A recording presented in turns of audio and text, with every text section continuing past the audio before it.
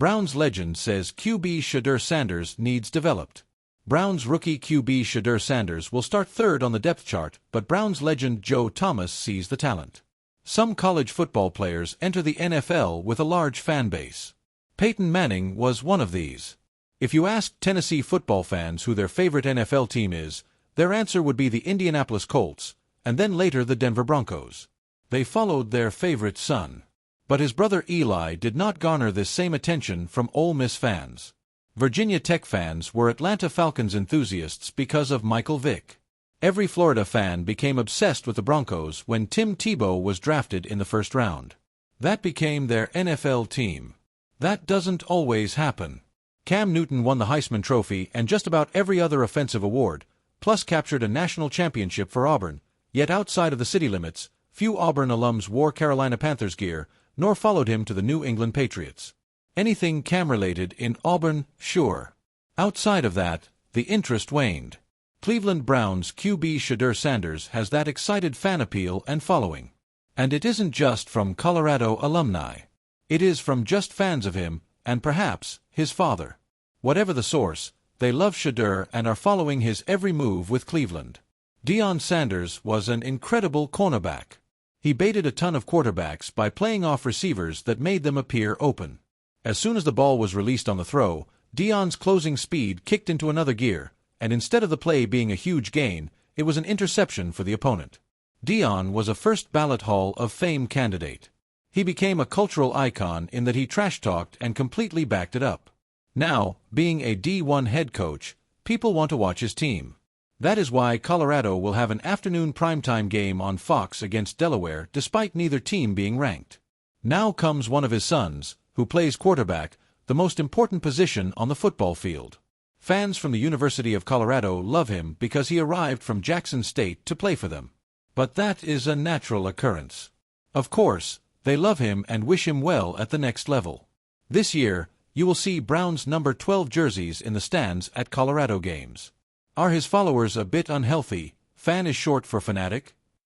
Is he a budding superstar or an eventual flop? Right now, Cleveland's coaching staff doesn't know. He was like a roller coaster in preseason games, playing well against second-team defenders in the Panthers contest, and looking pretty bad in the Los Angeles Rams exhibition game versus third-team guys who are mostly now unemployed. However, the coaching staff only uses these game tapes as part of the evaluation for Shedeur. They don't base all of their attention on these two games, but use all the practice sessions as part of their inherent information on the player. During final training camp cuts, the coaching staff kept Shedeur on the roster, then named him their QB3. They don't keep guys they don't believe can help this ball club. That would be just plain dumb. Dumber than dumb, actually. Every roster spot is important. Sometimes, college players don't transfer their skill set all that well when they arrive at the pro level. In college, a player may play against 3 guys all year that they struggle with, and dominate the remaining rosters. In the NFL, the other team's backup is almost as good as you, much less their starter. There are 3 camps regarding Shedeur: A, the start him now because he is a superstar folks; B, the he is already a bust believers; and C, the wait-and-see crowd. Some folks point to his ability to use his legs to keep the offense on the field. Others state his decision-making is a disaster. Scrambling quarterbacks come in 2 varieties. The first is a guy who gets pushed from the pocket and takes off to gain positive yardage. The second, when flushed, will look downfield still behind the line of scrimmage with the intent to find an open receiver. Fran Tarkenton was the second type. He rarely left the zone behind the line of scrimmage with the full intent to throw the ball.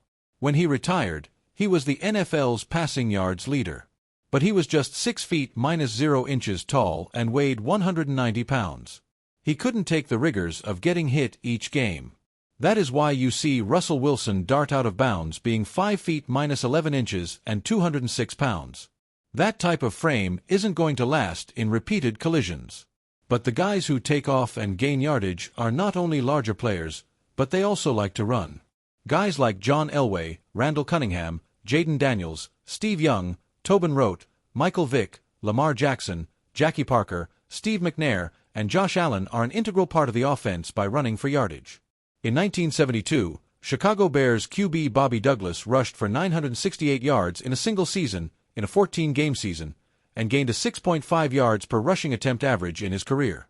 Editor's note: Abby's thoughts on Shedeur begin at the 9:18 mark. Shedeur appears to be a blend of both. He was flushed quite a bit at Colorado because of poor offensive line play and a suspect rushing attack. As a senior, he threw for 4,134 yards and completed 353 passes on 477 attempts. He tossed 37 touchdowns. All of these categories led the Pac-12 conference. He also had just 10 interceptions.